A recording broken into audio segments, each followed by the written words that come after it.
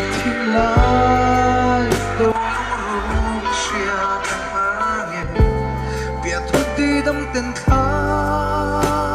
sai irel ve chmo eng chel hi tuang ni 같이 가든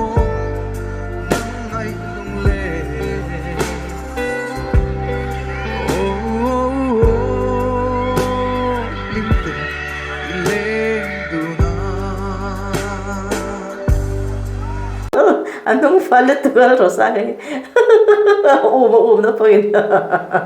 oi que desert tal coisa que sabe umse sa corpo hate sa so bang so anin alim na hi apoy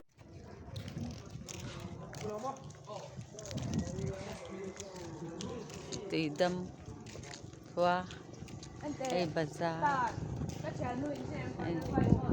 ruai kan theda ruai theda kan tal so la so kan feel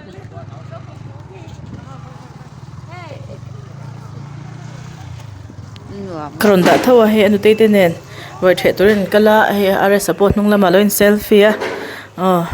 ti boy tu om lawa om the anuam mel mei tro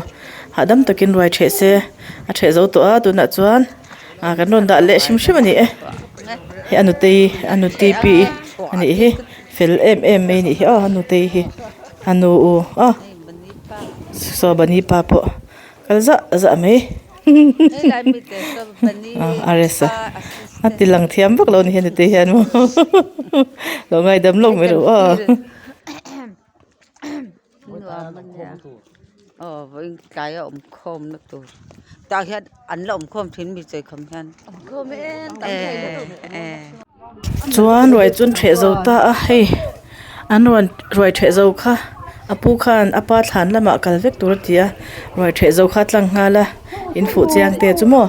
ma singin an veng then amatang khan thalak pui tur khan ron kal huma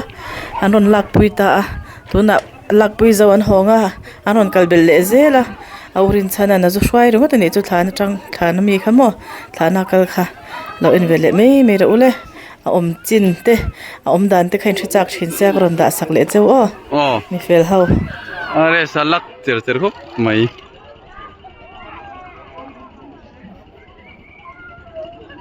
youtuber ho vel cha ne